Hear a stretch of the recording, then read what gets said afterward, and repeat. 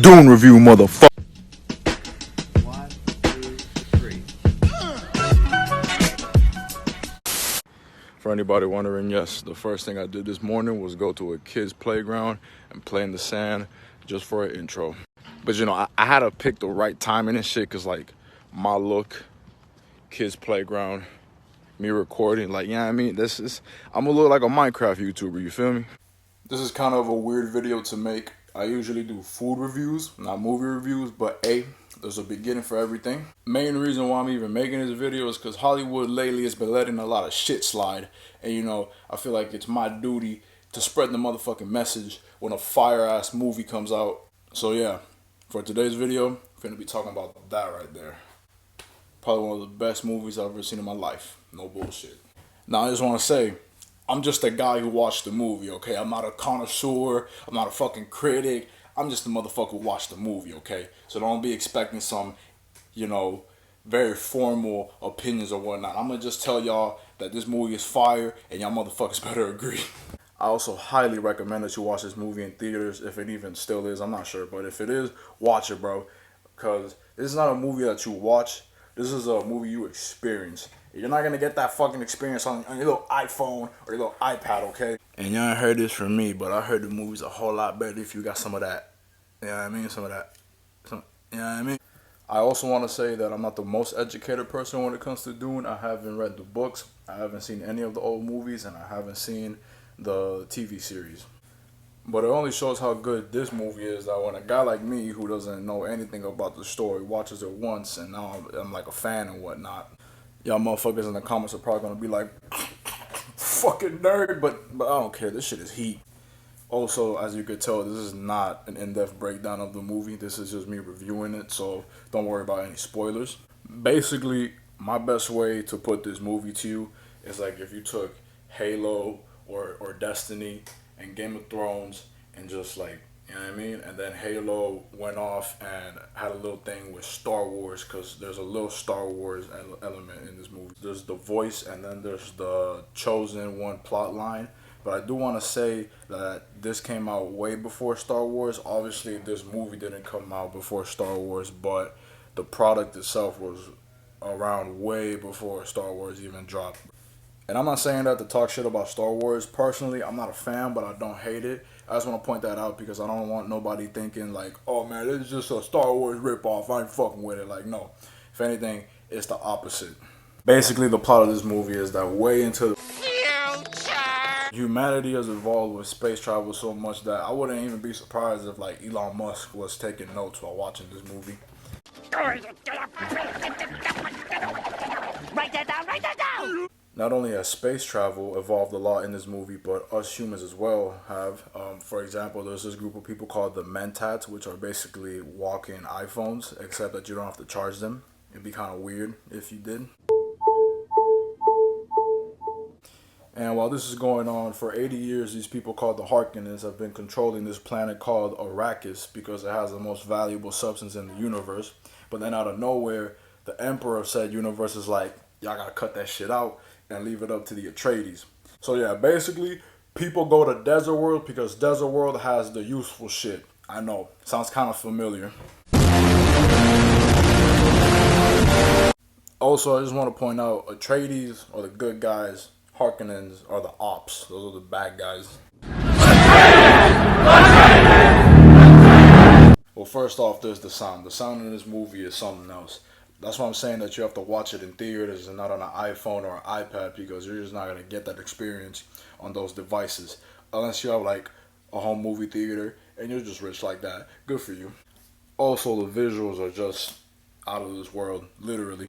But if there's a movie that makes me believe in simulation theory, it has to be this one, because obviously you could tell when they use CGI, but not in the sense that it's shitty CGI. It's more like there's no way someone built that spaceship, or like there's no way that explosion is real.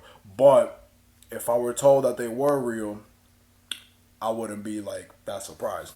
But even the shots without CGI or something else, like it's hard to believe that this movie was filmed on Earth, like in the same place where I live. I wouldn't be surprised if like the cast and the crew slid NASA like a couple bucks so they could go to like a planet that we don't know about so they could film this movie. Another thing that they did really good in this movie was the wardrobe. Like the way that Oscar Isaac's character, like the way that his beard just like fits so well with his like armor is like there's something satisfying about that. And it's really impressive that the wardrobe is good, being that they didn't have any visuals to go off by when making this movie. They were going off by a book, and it's kind of hard to make visuals out of letters. You feel me? But yeah, the visuals and sound is really good in this movie. So at the end of the day, if you didn't like the movie, at least you could say it looked pretty. Another thing that was really good in this movie was obviously the acting. There's not one person in here who I thought should not have gotten hired. Everybody should go to fucking jail in this movie because everybody in this movie killed their fucking roles. From the ones that were in it for a couple seconds to the ones that were in it for the whole movie, everybody did their job. Thank you. Also, the fact the movie has like a little military dynamic to it. I was in ROTC for 3 years, so I'm low key a sucker for anything that has any military inspiration to it. Also, obviously, the action was on some other shit. Like, it wasn't the main thing about the movie, but whenever there was some action, yeah, I mean, that shit was jaw dropping. A lot of the action comes because on this planet called Arrakis, they have an Alaskan bullworm infection. There's just these big ass worms just crawling through the ground and shit, fucking shit up, killing people, eating shit, and yeah, the worms are cool. The world building in this movie is also really interesting. I've only mentioned House Atreides, House Harkonnen, the Mentats, but there's also other groups of people in this movie that are really interested, and obviously, like I said, the actors played those groups of people really fucking good as well. I also really like the fact that it's a serious movie. I'm not getting tired of the MCU formula, but like, you know, it's nice to see something different now and then. It's a different day, as you could tell by the shirt. But we're gonna get into the characters now. Now, although I did say that everybody in this movie did a good job, I'm not gonna go over every character in this movie because that's just too much work. So we're just gonna talk about the ones that I like the most, which is still a good amount. Starting off with the motherfucking chosen one, Timothy Chalamet.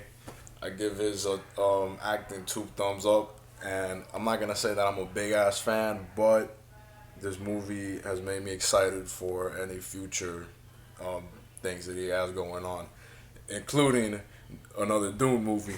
Now, one thing I liked about his character a lot that he's not perfect. All right, he is the chosen one, but you know it's not like he's that guy off the rip. Okay, like you know it's a coming of age story, I guess. Like he's getting to that point. I'm trying to keep it as vague as possible. You feel me? But yeah. Also, his character like on itself is good. Like for some reason you could tell that his dad and his mom in the movie like raised him well. Like he's not like a spoiled brat or anything. So yeah, Timothy Chalamet, you did good, bro. If you're not watching this shit, but if you are. Up next we got Oscar Isaac's character. All right, I knew Oscar Isaac was a good actor coming into this because I saw him in Triple Frontier and he did a good job in that, and he did a good job in this. And I can't wait to see him in Moon Knight because I also fuck with Moon Knight heavy. He plays the dad of Timothy Chalamet's character, and you know he's a good guy. Even though he took his kid all the way to a war zone, still a good dad for the situation being. But yeah, there's not much to say about him because he's not in the movie a lot. Take that info as you may. Aquaman is in this movie. It's not the first time that he's in the desert. You'd think for a guy that is in the ocean a lot, he'd avoid the desert, but I guess not. I ain't complaining though, cause on some real ass shit, Jason Momoa, he did what he does best in this movie: be cool, kick ass, and be cool, bro. And you know what? I'm here for it.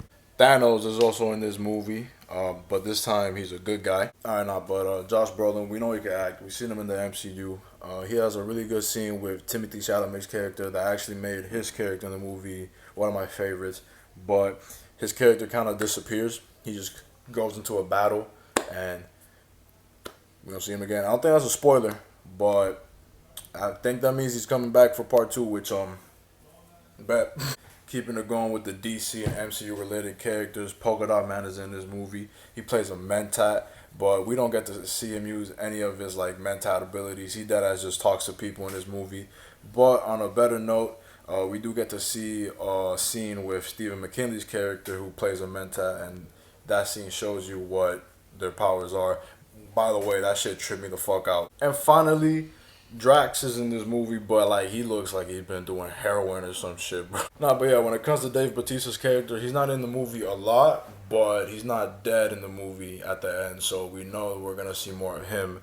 And the movie's PG-13, so we can't really see too much violence, but he does something in the movie that's implied. That's like, damn, that's fucked up. Look at this motherfucker right here. This Stalin Scar. I don't know how to say his name, but Stalin Skarsgård. He plays this one dude in this movie. This fat bastard. He plays like a high-ranking character in the movie, and the whole time I'm like, bro, who hired this motherfucker to be a high-ranking person? Because he's such a lying piece of shit. Everything he says is a fucking lie. Car rider with the cap off, pull up with a bad bag.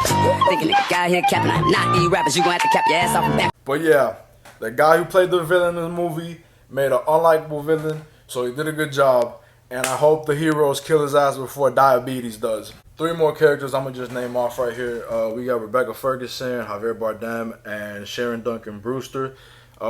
Sharon Duncan Brewster's character is kind of confusing. She helps him out, but at the same time she can't. But I don't know. Her character's confusing, but she came in clutch, so I fucks with her. When it comes to Javier Bardem's character, doesn't die, so we know we're gonna see more of him. But he's not in the movie a lot. But the scenes that he is in, he does his motherfucking job well.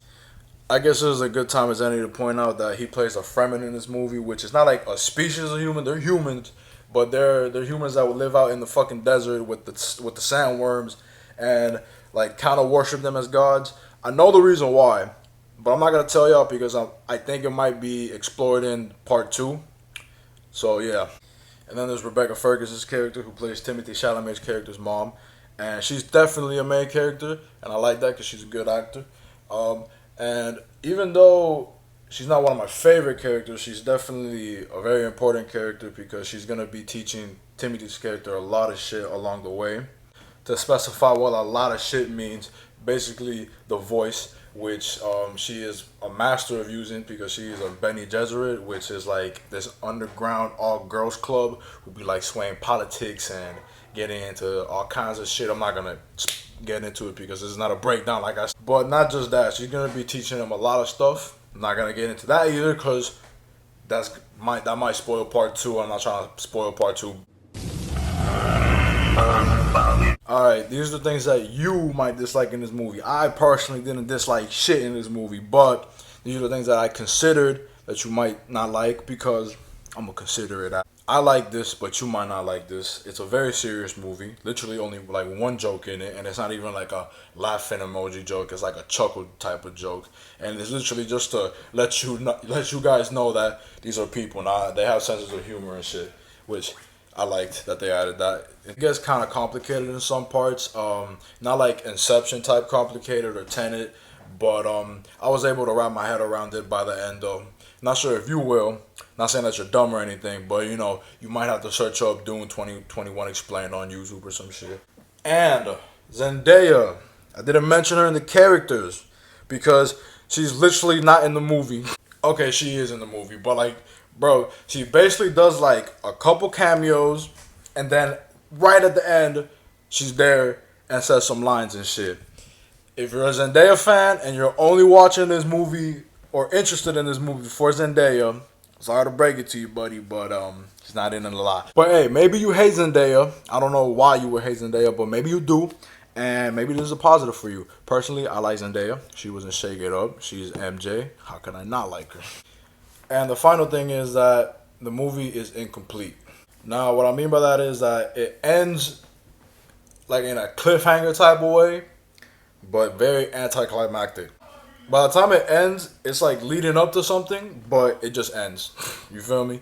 And I understand they're baiting for a sequel. I want a sequel to come. But also, it's a book adaptation. And there's a lot of books and a lot of shit to talk about from the books. So I can see why they had to like cut it off. And they couldn't do more with it. They would have to make the movie like, what, 4 hours long or some shit? Like some Snyder Cut type shit. But hey, on a good note though, Dune Part 2 is official. I need all you motherfuckers to watch that shit because we need Part 3 to come out. And then after Part 3, we need Part 4, But yeah, I'm going to be there for Dune Part 2. I'm not going to be ready. but I'm gonna be there. Alright, motherfuckers, that was my thoughts on Dune. Let me know what y'all think about it. Y'all better fucking like it. Next video, I'm gonna be talking about a very traumatizing story about how I lost my virginity. Anyways, I'm gonna go eat some motherfucking food because it's currently turkey day. I'll see you on the next one. Deuces.